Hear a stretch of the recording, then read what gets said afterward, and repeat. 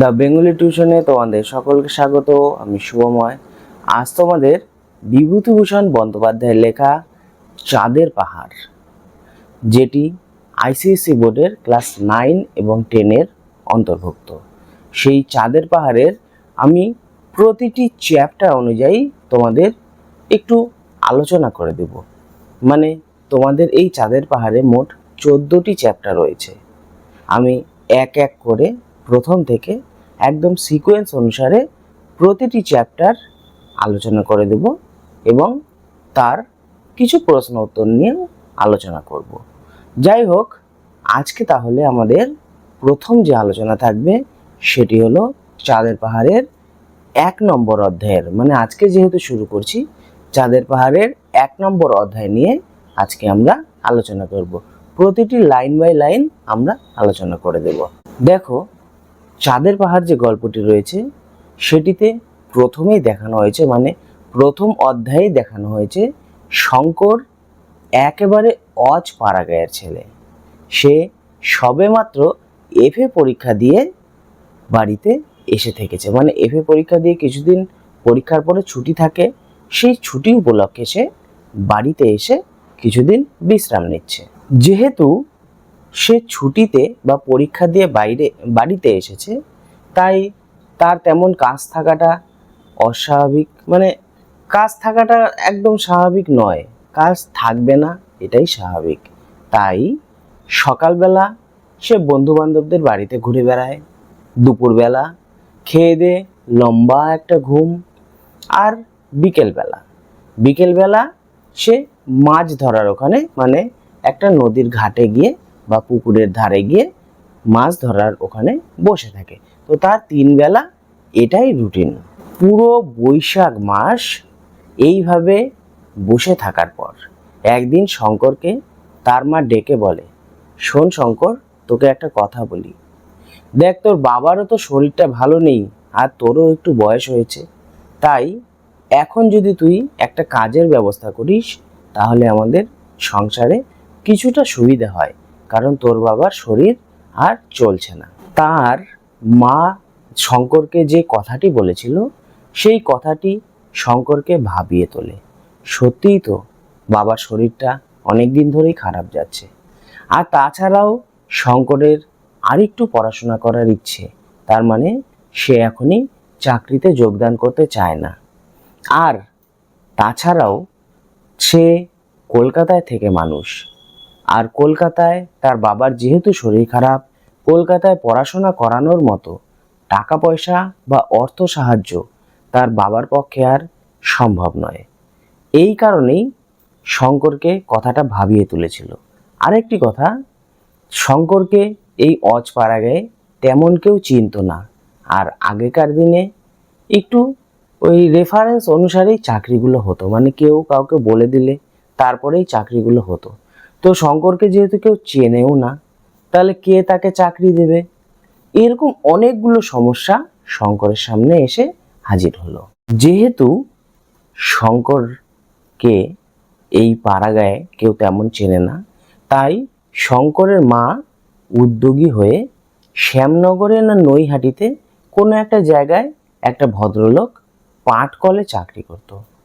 তার বাড়ি গিয়ে তার মা বলে এসেছে, মানে শঙ্করের মা বলে এসেছে, আমার ছেলেটির জন্য যদি কোনো একটি চাকরি তাদের পাটকলে জোগাড় করে দিতে পারতেন তিনি, খুব ভালো হতো। যাই হোক, তখন সেই লোকটি বাড়িতে ছিল না, তার স্ত্রীকে বলে এসেছে। পরবর্তীকালে যখন লোকটি বাড়িতে এসেছে, এসে নিয়ে কথাটি শুনেছে, পরের দিন তিনি নিজেই উপযাচক হয়ে বা নিজেই যেচে পড়ে এসে শঙ্করদের বাড়িতে বলে গিয়েছেন যে তিনি অবশ্যই তার জন্য চেষ্টা করবেন। শঙ্কর শুধু পড়াশোনায় নয়, সে খেলাধুলোতেও প্রচণ্ড মানে ভালো ছিল আর কি, খুবই ভালো ছিল। সে ফুটবল খুব ভালো খেলতে পারতো, হাই জাম্প খুব সুন্দর দিত, এছাড়াও গাছে উঠতে, কুস্তি করতে, বক্সিংয়ে ইত্যাদি বিভিন্ন কাজে শঙ্করের জুড়ি মেলা ভার। তাহলে দেখো, শঙ্কর পড়াশোনার পাশাপাশি বিভিন্ন এই যে খেলাধুলামূলক যে কাজগুলি সেগুলিতেও সে পারদর্শী। আর সে কিনা যাবে এখন পাটকলে কাজ করতে? এটা কখনো সম্ভব? তাছাড়াও শঙ্করের একটা বিষয়ে অদ্ভুত জ্ঞান ছিল, মানে সে খুব ভালো পারতো ব্যাপারটা, সেটা হলো ভূগোলের ম্যাপ ঘাটা। তার এটি একটা অভ্যাস দাঁড়িয়ে গিয়েছিল। সে আকাশের দিকে তাকিয়ে, মানে খোলা আকাশে তাকিয়ে, কোনটি কোন নক্ষত্র, কোনটি ধ্রুবতারা, কোনটি কালপুরুষ, কোনটি বৃশ্চিক, সব বলে দিতে পারতো। প্রত্যেকটি কোনটি কোন মাসে ওঠে তারা, নক্ষত্র, সেগুলি সব বলে দিতে পারতো। সমস্ত কিছু ছিল তার নখদর্পণে। এমনকি কলকাতা থেকে যখন সে এফএ পরীক্ষা দিয়ে বাড়িতে আসে, এক রাশ, মানে এক বান্ডিল বই কিনে নিয়ে বাড়িতে এসেছে। সে ফাঁকা সময়ে সেই বইগুলি উল্টে পাল্টে পড়াশোনা করে। আর এর মধ্যেই তার মা তাকে পড়াশোনা বাদ দিয়ে চাকরি করতে বলে। তো এটা শঙ্করের জীবনে একটি হতাশা নিয়ে আসে। মানে আমি ছিলাম রেসের ঘোড়া, আর আমাকে ছ্যাঁকড়া গাড়ি টানতে হবে, এটা কখনো ভাবা যায়? আসলে শঙ্করের ইচ্ছেই ছিল না পাটকলে চাকরি করার। সকাল 6টার সময় বাঁশি বাজলে কাজ করতে চলে যাওয়া, দুপুরবেলা টিফিনের সময় 1 ঘন্টা ছুটি দিলে খেতে আসা, আবার কাজ করতে চলে যাওয়া, আবার বিকেলে ছুটি, বাঁশি বাজলে বাড়ি চলে আসা। এই যে একঘেয়ে একটা জীবন, এটা তার মোটেই পছন্দ না। সন্ধ্যাবেলা বসে বসে শঙ্কর এসব কথা ভাবছিল। আসলে সে চায় কাদের মতো হতে বলতো? Livingstone, Stanley, Harry Johnston, Marco polo, Robinson Crusoe ইত্যাদির মতো সে হতে চায়। তারা ছিল ভূপর্যটক। পৃথিবীর বিভিন্ন প্রান্তে ঘুরে বেড়ানো ছিল তাদের কাজ।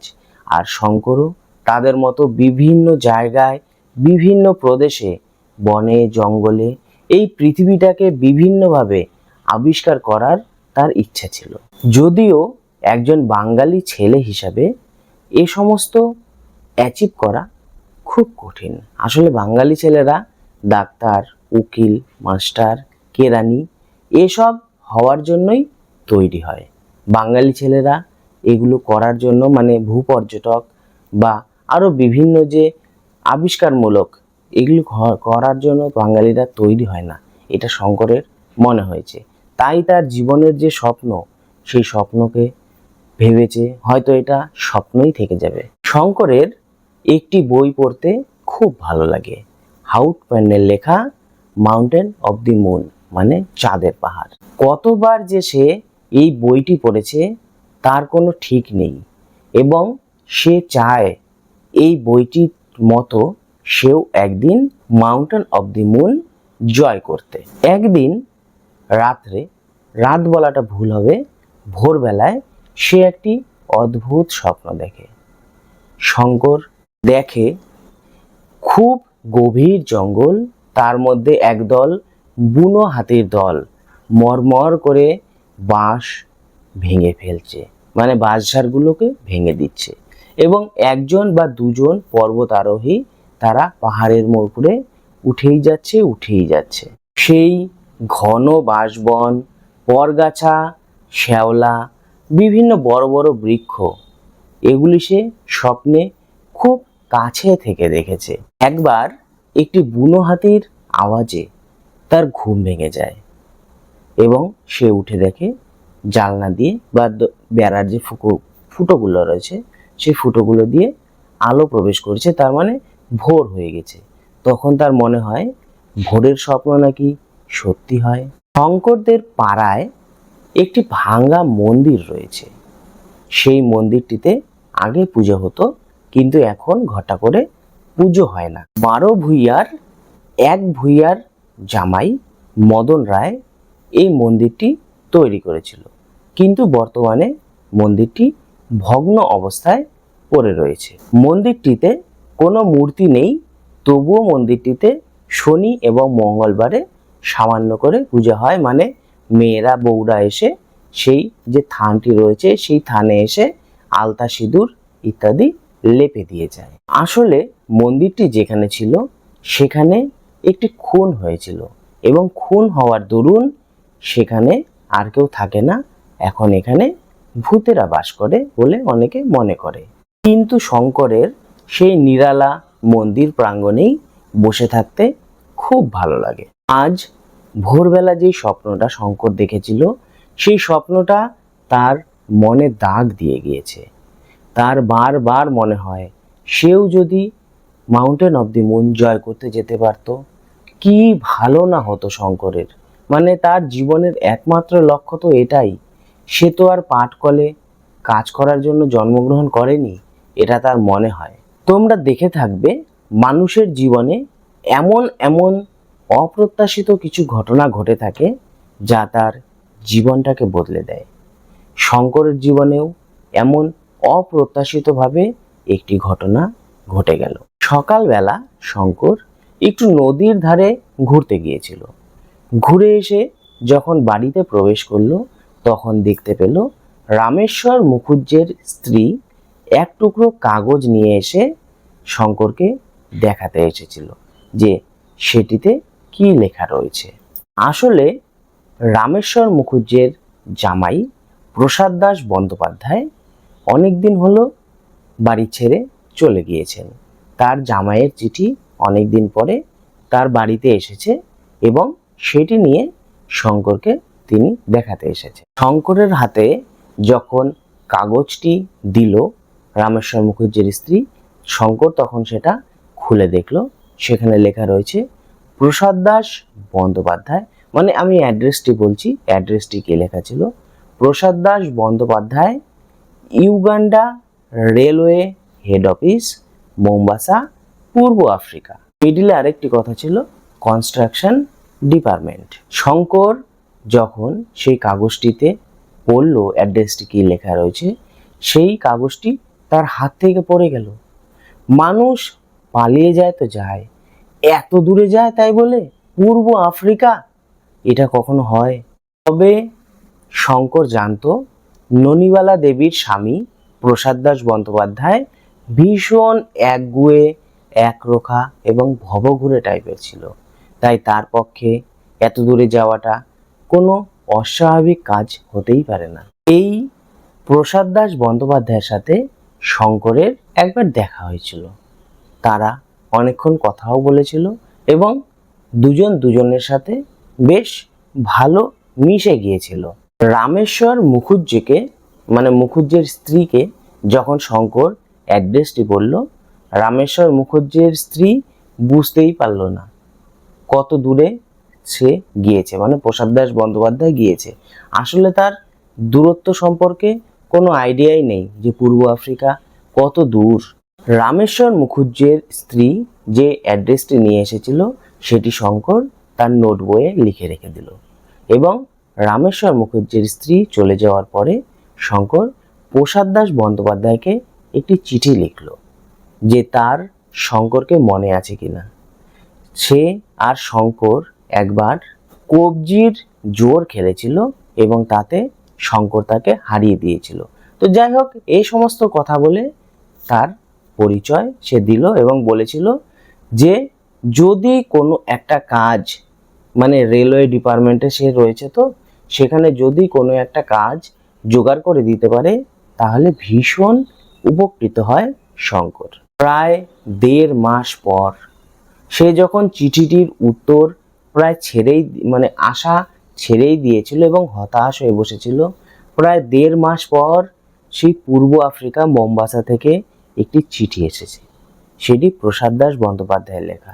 সে বলেছে শঙ্করকে তার খুব মনে আছে, সে যে কবজির জোরে তাকে হারিয়ে দিয়েছিল সেটিও মনে আছে, এবং বলেছে তুমি আসবে এখানে, চলে এসো। তোমার মতো ভবঘুরে ছেলে যদি এদিকে না আসে তাহলে আর কে আসবে? এখানে নতুন রেলওয়ে পথ তৈরি হচ্ছে, সেখানে আমি বলে তোমার একটা কাজের ব্যবস্থা করে দেব। তোমার কাজ জুটিয়ে দেওয়ার দায়িত্ব বা ভার আমি নিচ্ছি। ইতি প্রসাদ দাস বন্দ্যোপাধ্যায়। শঙ্করের বাড়িতে যখন এই চিঠিটি আসে, শঙ্কর তো মহা আনন্দিত, তার সাথে সাথে তার বাবাও ভীষণ আনন্দিত হয়, কারণ তার বাবাও ছিল ছোটবেলায় ডান পিঠে স্বভাবের এবং তিনিও চাইতেন না শঙ্কর পাটকলে চাকরি করুক, এবং তার তিনিও শঙ্করের মতো ভবঘুরে টাইপের ছিলেন এবং এই চিঠিটি আসার ফলে তার বাবা আরো খুশি হয়ে যায়। প্রায় 1 মাস পর ভদ্রেশ্বর থেকে একটি টেলিগ্রাম আসে। সেটাতে লেখা থাকে, প্রসাদ দাস বন্দ্যোপাধ্যায় তার বাড়ি ভদ্রেশ্বরে এসেছেন, শঙ্কর গিয়ে যেন সেখানে দেখা করে। শঙ্কর যেন প্রসাদ দাস বন্দ্যোপাধ্যায়ের সাথে গিয়ে দেখা করে। 20 দিনের মধ্যেই তিনি আবার মোম্বাসা ফিরে যাবেন এবং শঙ্করকে নিয়ে তিনি ফিরবেন, মানে শঙ্করকে সাথে নিয়ে ফিরবেন। দেখো, এটাই হলো প্রথম অধ্যায়ের বিষয়বস্তু বা আলোচনা। প্রত্যেকটি লাইন ধরে ধরেই আমি আলোচনা করেছি। এর পরবর্তীকালে আমরা দ্বিতীয় পার্ট নিয়ে আলোচনা করব বা দ্বিতীয় অধ্যায় নিয়ে আলোচনা করব। তাহলে চ্যানেলটিতে চোখ রেখো, আমি পরপর আপলোডগুলো দিয়ে দিব। আজ এই পর্যন্তই, দেখা হবে খুব শিগগিরই।